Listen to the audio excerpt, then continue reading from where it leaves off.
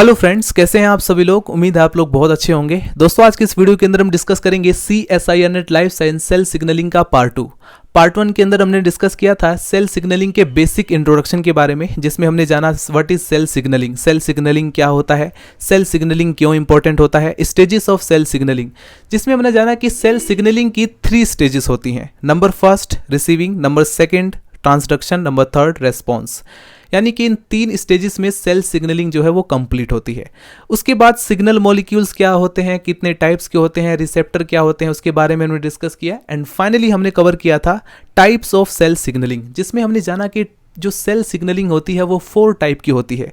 Number first autocrine signalling, number second paracrine signalling, number third juxtacrine signalling, जिसे हम contact depending signalling भी बोलते हैं, and number 4 endocrine signalling.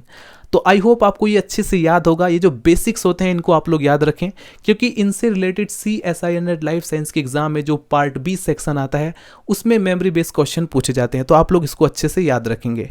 Right, आज के इस वीडियो के अंदर हम डिस्कस कर रहे हैं सेल सिग्नलिंग का बेसिक इंट्रोडक्शन पार्ट 2, जिसमें हम कवर करेंगे सेकेंडरी मैसेंजर के बारे में। सेकेंडरी मैसेंजर क्या होता है, इसका एक्टिवेशन कैसे होता है। थर्ड वीडियो के अंदर हम रिसेप्टर के बारे में काफ़ी डिटेल में पढ़ेंगे। स्टूडेंट, सेल सिग्नलिंग के इस चैप्टर को यदि आप थ्योरेटिकली इजी लैंग्वेज में समझना चाहते हैं तो आप लोग पाथफाइंडर की बुक्स बाय कर सकते हैं, जो कि अमेजोन पर अवेलेबल है। लिंक आपको डिस्क्रिप्शन बॉक्स में मिल जाएगा। So student, first of all हम समझते हैं कि सेकेंडरी मैसेंजर्स क्या होते हैं। Molecules inside cells that act to transmit signal from a receptor to a target. आइए समझते हैं यहाँ पर एग्जांपल के साथ। जैसे फॉर एग्जांपल ये हमारे पास एक सेल है, ठीक है, और इस सेल के ऊपर यहाँ पर इसके सरफेस में एक रिसेप्टर बाइंड है। अब इस रिसेप्टर में ऊपर की तरफ आप देखेंगे तो ये सिग्नल मॉलिक्यूल है, ये जो है प्राइमरी सिग्नल मॉलिक्यूल है। राइट, एक तरीके से ये प्राइमरी मैसेंजर की तरह काम करता है। अगर ये यहाँ से आकर बाइंड हो जाएगा तो बाइंड होने से ये जो रिसेप्टर है ये एक्टिवेट हो जाएगा, इसकी कन्फर्मेशन में चेंजेस आएंगे और ये जो है एक्टिवेट हो जाएगा। ये एक्टिवेट होने के बाद ये दूसरे सिग्नल मॉलिक्यूल को एक्टिवेट कर देता है। ये जो दूसरा सिग्नल मॉलिक्यूल है इसी को हम बोलते हैं सेकेंडरी मैसेंजर्स। राइट, अब ये जो आगे आने वाले समय में क्या होगा, यानी कि अगर सिग्नलिंग चलती रही तो क्या होगा, अब ये जो सेकेंड सिग्नल मॉलिक्यूल्स है ये तीसरे सिग्नल मॉलिक्यूल्स को एक्टिवेट करेगा। राइट, तो इस प्रकार से सिग्नलिंग होती रहेगी और फाइनली ये पहुंच जाएंगे अपने डेस्टिनेशन पॉइंट तक। डेस्टिनेशन पॉइंट पे पहुंचने के बाद ही रेस्पॉन्स मिलता है। जैसे फॉर एग्जांपल अगर वो मैसेज आया था कि सेल डिवाइड करे तो रेस्पॉन्स मिलेगा हमें फाइनल डेस्टिनेशन पॉइंट पर पहुंचने के बाद। तो इस प्रकार से हमने देखा कि जो सिग्नल मॉलिक्यूल जो सेकेंडरी मैसेंजर्स होते हैं, सेकेंडरी मैसेंजर्स आते हैं सेल सिग्नलिंग के सेकेंड स्टेज में। सेकेंड स्टेज क्या थी, ट्रांसडक्शन, जिसे हम बोलते हैं signal transduction pathway. Signal transduction pathway में जितने भी मॉलिक्यूल्स आते हैं वो सब सेकेंडरी मैसेंजर्स होते हैं। स्टूडेंट, एक चीज आप हमेशा ध्यान रखना, कोई भी आप लोग कॉन्सेप्ट पढ़ रहे हो या किसी भी चीज के बारे में पढ़ रहे हैं, अगर आपको उसका फंक्शन पता चल जाएगा, यानी वो किस काम का है, उसका काम क्या है, तो आप लोगों को वो चीज़ बहुत ही अच्छी तरह से याद हो जाएगी। जैसे कहा जाता है कि आदमी को नाम से कम काम से ज़्यादा जाना जाता है, तो ये बात बिल्कुल सच है, बिल्कुल ट्रू है। क्योंकि अगर आप उसके फंक्शन को याद कर लेंगे, उसके काम को याद कर लेंगे, तो आपको ऑटोमेटिकली वो चीज़ें समझ में आने लग जाएंगी। अब जैसे फॉर एग्जांपल ये हमारे पास सिग्नल मॉलिक्यूल है जो कि प्राइमरी मैसेंजर की तरह काम कर रहा है। हमें ये सबसे पहले समझना होगा कि यहाँ तक पहुँचने के लिए ये जो सिग्नल मॉलिक्यूल है, यहाँ तक पहुँचने के लिए इसे कितने स्टेप्स को फॉलो करना पड़ा। तो देखिए स्टूडेंट, ये क्या है, ये है एक्स्ट्रा सेलुलर सिग्नल मॉलिक्यूल। इसे मैं एक्स्ट्रा सेलुलर सिग्नल मॉलिक्यूल क्यों कह रहा हूँ, क्योंकि ये सेल के आउटसाइड में है। राइट, ये जो सिग्नल मॉलिक्यूल है ये सेल के अंदर की तरफ है, तो इसे मैं क्या कहूँगा, इंट्रा सेलुलर सिग्नल मॉलिक्यूल। ये जो सिग्नल मॉलिक्यूल है ये सेल के आउटसाइड में है, तो इसे मैं क्या कहूँगा, एक्स्ट्रा सेलुलर सिग्नल मॉलिक्यूल। तो ये जो एक्स्ट्रा सेलुलर सिग्नल मॉलिक्यूल है ये टारगेट सेल के रिसेप्टर तक पहुँचने में इसमें 4 स्टेप्स होते हैं। राइट, नंबर फर्स्ट स्टेप है synthesis and release of signal molecule by a signalling cells. सबसे पहले जैसा कि मैंने आपको बताया था कि सिग्नलिंग के लिए 2 सेल्स की ज़रूरत होगी। हालांकि अगर आप पढ़ें ऑटोक्राइन सिग्नलिंग तो उसमें क्या होता है कि रिसेप्टर भी खुद का होता है, सिग्नल भी खुद का होता है, तो वो तो ऑटोक्राइन सिग्नलिंग है। लेकिन अगर आप पैराक्राइन सिग्नलिंग की बात करें तो उसमें क्या होगा, एक जो सिग्नल होता है वो किसी दूसरी सेल्स के द्वारा सिग्नल भेजा जाता है, जिसे हम बोलते हैं सेंडर। राइट, और ये कहलाएगी रिसीवर, क्योंकि इसके पास रिसेप्टर है। वो जो सिग्नल मॉलिक्यूल है वो आएगा इसके रिसेप्टर से बाइंड हो जाएगा। तो पहला स्टेप्स क्या है, synthesis and release of signal molecule by signalling cells. Number second step क्या है, transport of the signal molecule to the target cell.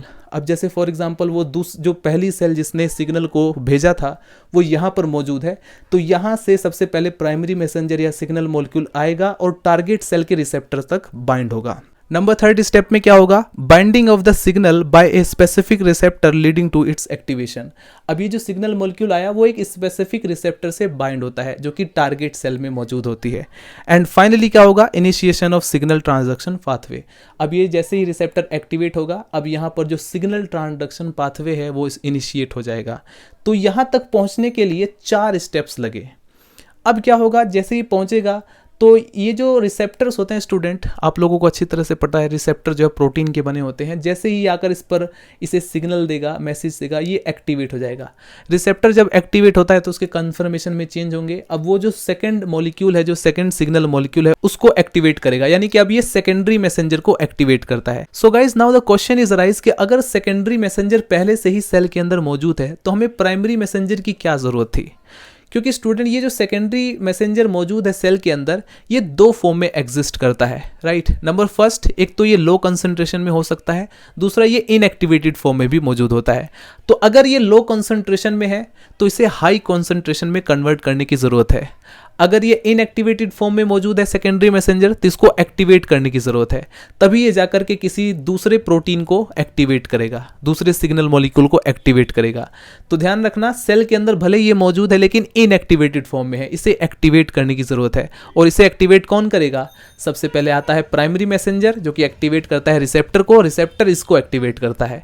तो इस तरह से सिग्नलिंग चलती है। सो स्टूडेंट, अब हम डिस्कस करते हैं सेकेंडरी मैसेंजर के कुछ इंपॉर्टेंट एग्जांपल्स के बारे में। ये एग्जांपल्स आप लोग अच्छी तरह से याद रखेंगे क्योंकि आने वाली वीडियोस के अंदर जो मैं पाथवेज डिस्कस करूंगा, उन पाथवेज के अंदर ये सेकेंडरी मैसेंजर्स कहीं ना कहीं अपना रोल प्ले करते हुए नजर आएंगे, राइट। इनका जो भी इंपॉर्टेंट वर्क है उसको काम करते हुए नजर आएंगे। जैसे for example cyclic adenosine monophosphate, ये आप लोग याद रखेंगे, CAMP इसको शॉर्ट में बोला जाता है। कैल्शियम 2+ आयन भी जो है सेकेंडरी मैसेंजर की तरह काम करता है। Calcium ion has a critical role in the rapid response of neurons and muscle cell. इसके बाद आता है डाई एसाइल ग्लिसरॉल DAG, इसको शॉर्ट फॉर्म में DAG भी आप लोग बोल सकते हैं, IP3। ये कुछ सेकेंडरी मैसेंजर्स के एग्जाम्पल्स है। इनके अलावा स्टूडेंट्स प्रोटीन भी सेकेंडरी मैसेंजर्स की तरह काम करते हैं।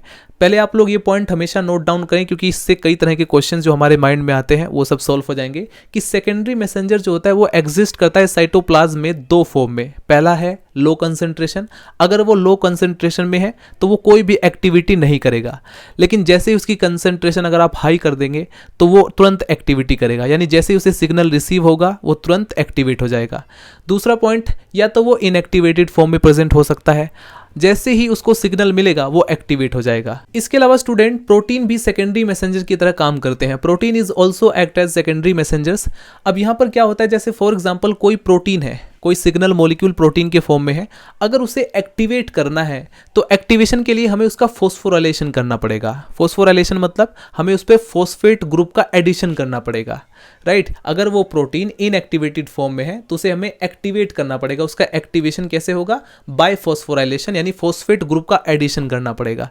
जैसे ये हमारे पास सेल है, ये इसका रिसेप्टर है। अगर यहाँ से सिग्नल मॉलिक्यूल्स आता है, कोई एक्स्ट्रा सेलुलर सिग्नल मॉलिक्यूल्स आता है और इस रिसेप्टर को एक्टिवेट करता है। अब मान लीजिए ये जो प्रोटीन है ये डीएक्टिवेटेड है, राइट, ये मतलब इनएक्टिवेटेड है, यानी ये एक्टिवेट नहीं है। तो इसको एक्टिवेट करने के लिए क्या करना पड़ेगा? इस प्रोटीन मॉलिक्यूल को, इसके ऊपर हमें फॉस्फेट ग्रुप का एडिशन करना पड़ेगा, राइट। अब जैसे ही इस पे फॉस्फेट ग्रुप का एडिशन होगा ये एक्टिवेटेड फॉर्म में आ जाएगा, प्रोटीन क्या हो जाएगा? एक्टिवेट हो जाएगा। जैसे ही स्टूडेंट ये प्रोटीन एक्टिवेट हो जाता है तो इसके साथ जो फॉस्फेट ग्रुप अटैच है ये रिमूव हो जाता है, क्योंकि इस फॉस्फेट ग्रुप का काम खत्म हो गया। इसका काम क्या था? इस प्रोटीन को एक्टिवेट करना।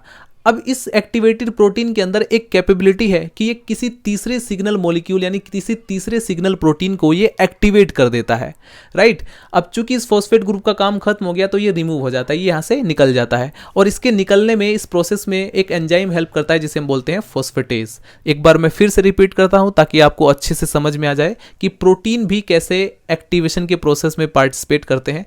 जैसे फॉर एग्जाम्पल कोई इनएक्टिवेटेड प्रोटीन है, राइट, यानी कि वो अक्रिय है, क्रियाशील नहीं है।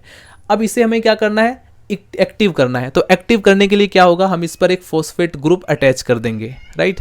जैसे इस पर फॉस्फेट ग्रुप अटैच होगा तो ये एक्टिव हो जाएगा।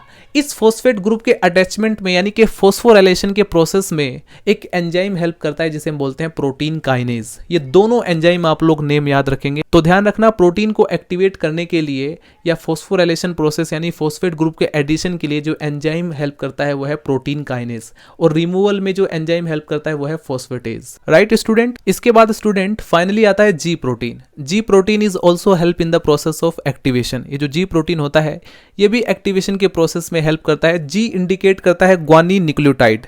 राइट। अब बेसिकली होता क्या है, जैसे फॉर एग्जांपल कोई प्रोटीन इनएक्टिवेटेड फॉर्म में है तो उस पर जीटीपी बाइंड होगा। जीटीपी क्या होता है? Guanosine diphosphate. जीटीपी क्या होता है? Guanosine triphosphate. यानी यहाँ पर 3 फॉस्फेट ग्रुप अटैच है, यहाँ पर 2 फॉस्फेट ग्रुप अटैच है, यानी कि सिर्फ एक फॉस्फेट ग्रुप का अंतर है। अगर एक फॉस्फेट ग्रुप अगर जीटीपी पर बाइंड हो जाए तो ये कन्वर्ट हो जाएगा जीटीपी में। राइट। तो हमें क्या करना होगा बेसिकली, अगर कोई प्रोटीन इनएक्टिवेटेड फॉर्म में है तो यहाँ पर समझ लीजिए कि उस पर जीटीपी बाइंड है। अगर इसे एक्टिवेट करना होगा तो हमें क्या करना पड़ेगा, इस पे एक फॉस्फेट ग्रुप अटैच कर देना होगा। जैसे ही एक फॉस्फेट ग्रुप इस पर अटैच होगा ये एक्टिवेट हो जाएगा, ये कन्वर्ट हो जाएगा जीटीपी में। अगर जीटीपी है तो समझ लीजिए प्रोटीन एक्टिव है। अब जैसे स्टूडेंट ये प्रोटीन एक्टिवेट हो जाता है तो जीटीपी का काम खत्म। अब हमें क्या करना होगा, वो जो फॉस्फेट ग्रुप था जिसने इसको एक्टिवेट किया था अब हमें उसको रिमूव कर देना होगा। तो हम क्या करते हैं, एक फॉस्फेट ग्रुप रिमूव कर देते हैं। राइट। अब ये जो सिग्नल मॉलिक्यूल्स है, अब इसके अंदर कैपेबिलिटी आ गई कि ये किसी दूसरे या तीसरे सिग्नल प्रोटीन को सिग्नल दे सके। राइट, उसको एक्टिवेट कर सके। तो इस प्रकार से स्टूडेंट अगर हमें जीडीपी को जीटीपी में कन्वर्ट करना हो, यानी कि ये जो जीटीपी है जो कि जिसकी वजह से प्रोटीन इनएक्टिवेटेड फॉर्म में है, अगर इसे हमें जीटीपी में कन्वर्ट करना है तो एक एंजाइम काम करता है जिसे हम बोलते हैं guanine nucleotide exchange factor. Shortcut में इसको हम गैफ बोलते हैं। ये एंजाइम इसमें हेल्प करता है। लेकिन अगर हमें दोबारा से इस जीटीपी को दोबारा से जीडीपी में कन्वर्ट करना हो तो इसके लिए एक अलग एंजाइम काम करता है जिसे हम बोलते हैं जीटीपीएस। इसका नाम आप लोग अच्छी तरह से याद रखेंगे। तो इस प्रकार से स्टूडेंट एक बार फिर से मैं इसको रिवाइज करता हूं ताकि आपको एक अच्छी तरह से प्रैक्टिकली समझ में आए। राइट।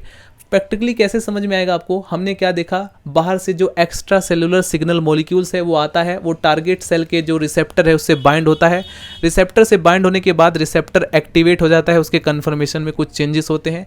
अब वो जो है दूसरे सिग्नल मॉलिक्यूल को एक्टिवेट कर देता है जो कि सेकेंडरी मैसेंजर कहलाता है।